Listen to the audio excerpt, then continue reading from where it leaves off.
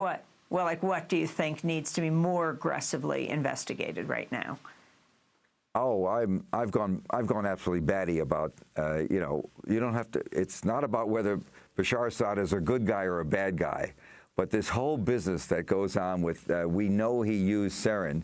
The fact of the matter is the president did not go to war because he was told not only, as I wrote about in the London Review, not only by the chairman Dempsey, and who's then chairman of the Joint Chiefs. So, by the way, Dempsey, who retired last fall, was always fighting the idea of putting special forces in. He was always against it.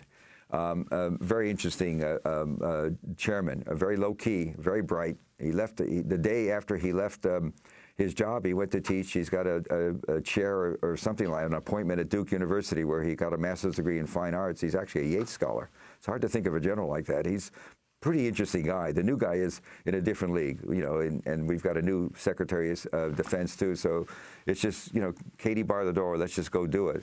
I think the story that I think what the president did with Bashar Assad on the sarin is almost like a blood lie, because we know now from the Jeff Goldberg long essay in the Atlantic magazine that created so much news. Obama just talked openly to him in some ways very remarkably.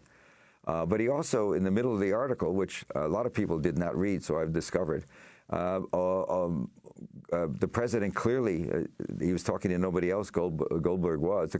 All of a sudden, Goldberg writes that that General Clapper, the chief of the head general in charge of all intelligence, the Office of National Intelligence, told the president very early after the sarin attack that it was not a slam dunk. A slam dunk being that famous phrase that George Tenet, the CIA director, used to tell President Bush that there were nuclear bombs there. And it's a big, significant word. It means you don't have a case. And as you know, as many know, I also wrote that Chairman Dempsey, on the day before the president decided not to bomb, also told the president that, based on information he had from his friends and his colleague in Sir Peter Hall, who was the Chief General of England, had relayed that information to him, that the samples we had. And so what the president did is he said, well, what he's told the American people is we got a good deal on this because the Syrians suddenly agreed to give up their arsenal. And that's why it wasn't that we didn't have the case. It's that there was a concession made, and he's glad he didn't bomb because look what happened. We got a good concession. In fact, I don't know why. You know, I give a lot of lectures to journalism schools and speak to groups all over the world every year, even in the Middle East, where there are a lot of people interested in investigative journalism. Anyway, the first thing I say to everybody is, you know, before you write, read. There's a tremendous amount of information, that the Syrians were unhappy with the chemical arsenal. It was Bashar Assad inherited from his father. It was considered useless. It was under constant attack by the rebels. There's more than 20 nuclear depots, chemical depots, mostly with mustard gas, et cetera, and also nerve gas, the chemicals that make up nerve gas. One of them was taken in the province above Aleppo, shortly after the rebel war, the civil war against them began in 2011. He lost one of his arsenals, and the Russians were helping him. And so the issue with us, there was talks between Lavrov and Kerry, the two foreign ministers, and it was raised. It's absolutely clear that a lot of discussion was raised about this when the president, 2 months before the sarin attack, which was in August of 2013, in June there was a G20 conference, and Putin and President Obama had a 2-hour meeting at which they discussed Syria a lot, non-proliferation, nuclear weapons, other weapons, and clearly it came up then.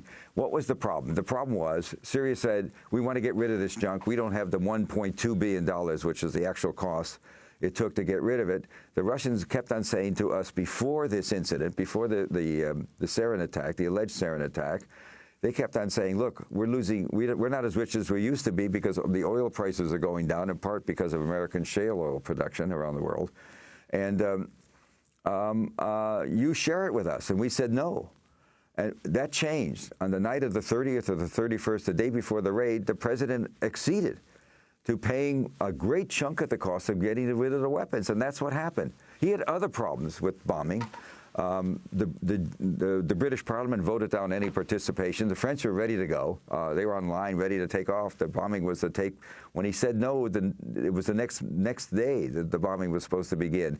Congress also had told them, Nancy, we know this from something Nancy Pelosi said, then the House Speaker, they were going to have hearings on this whole issue after the bombing began.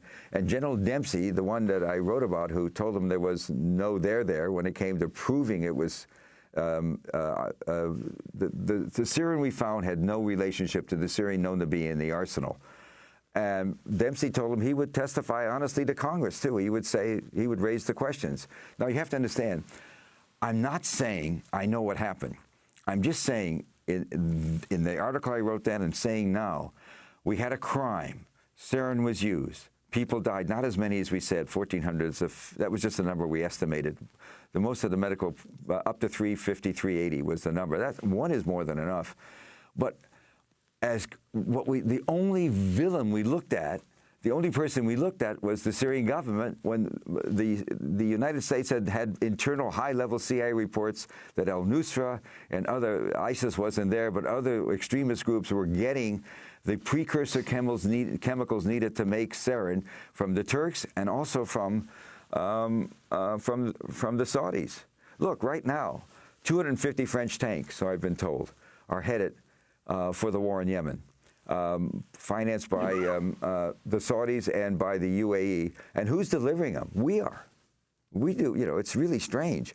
In any case, what happened, what I now know is that we did supply a ship, a major merchant marine ship that was parked out in the Mediterranean that was involved, and we paid for this.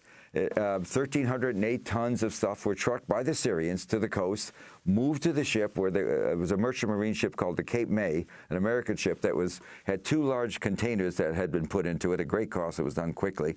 They decontaminated the stuff, and guess what happened when we had all of that stuff coming in, all of his sarin and all of his weapons, all of the rockets used to deliver weapons. They gave up the whole arsenal. We had a forensic analysis team there that concluded, this isn't what you're going to hear from the government, but it concluded then, this is almost 6 months later, that the DNA and of the material they got rid of did not match anything we know to be in the Syrian arsenal. That doesn't mean there wasn't a rogue operation somewhere, but it sure changes the story for me. The quick announcement that Bashar al-Assad did it is simply not true, and the president did not go forward, not because of an agreement. He went forward because he knew it was the wrong thing to do, and he also wouldn't get backing necessarily from Congress. And he's permitted that lie, this blood lie, to be kept on told. We keep on saying he's never stopped from saying that Bashar, he's never suggested there was a question about it. And this isn't a brief for Bashar. It's about what we pay our presidents to do. We don't tell them to spread, or to not make it clear what the caveats are. That isn't what we do. Not in this kind of a world when it's so tense and there's so much trouble in the Middle East anyway. And so we're driven by instinctive Cold War hatred of Russia, much of our policy, and from a belief that Bashar has to go. I'll tell you something. The talks in Geneva failed because the opposition there, and Bashar did go to the talks, they failed because the opposition said, whatever happens, he can't run for election. And the reality is, and I know a lot of people in the international world who are not pro-Assad. It's not about anybody being pro-Assad. The reality on the ground is he would win an election, because most of the Sunnis see him as a much, much better alternative to the chaos that would exist if something like ISIS or al-Nusra or one of those crazy groups got in. And so we have this story wrong. And, it's unpopular to say it. So I wanted to ask you. Go ahead, shoot. I wanted to ask you about the foreign policy article headlined Cy Hirsch's Chemical Misfire, What the Legendary Reporter Gets Wrong About Syria's Sarin Attacks.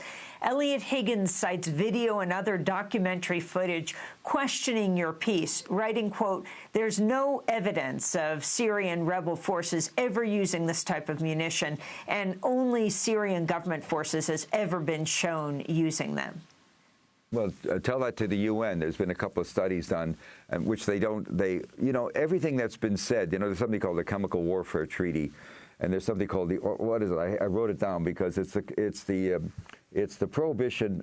It's the prohibition of chemical weapons. There's all these international groups, Organization for the Prohibition of Weapons, and none of them have ever accused all these great groups that have done all the investigations. They always said that the chemicals are there, and I will tell you, I don't like to write about highly classified stuff I've seen, but I have seen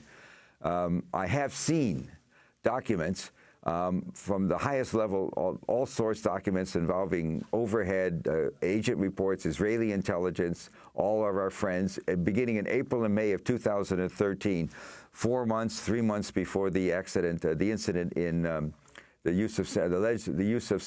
actual use of sarin in near Damascus that was caused so much trouble. That were 1,400 were allegedly killed.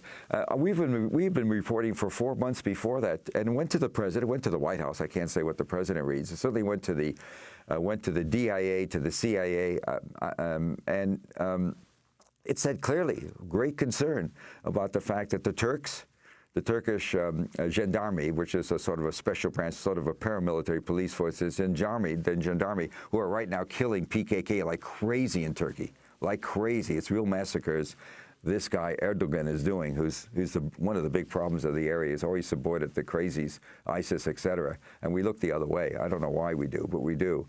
And it also the Saudis were supplying.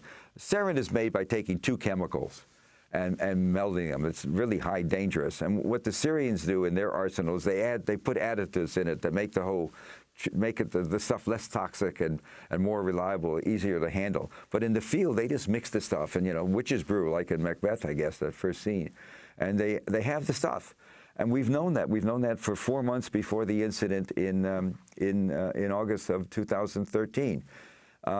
And so I don't know who Higgins is, and all I know is that a group at MIT, headed by Ted Postal, who at one time was a professor there for many years at MIT, and also served years as the chief advisor on missilery and other stuff to the chairman, the head of the Navy, head of the Navy.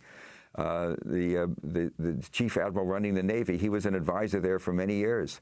He knows what he's doing. He's written report after report rebuking what Mr. Higgins said. But I haven't actually looked at much of his stuff, Higgins. Well, Sai, we're going to have to break, but when we come back, as we spend the hour with you, you were talking about Saudi Arabia. President Obama just made his 4th trip there. I want to go, though, to Pakistan and talk about Saudi government support. You write about this in your new book, The Killing of Osama bin Laden, for Osama bin Laden hiding in Pakistan. This is Democracy Now! We're talking to the Pulitzer Prize-winning journalist Sy Hersh. His new book, yes, The Killing of Osama bin Laden. Stay with us.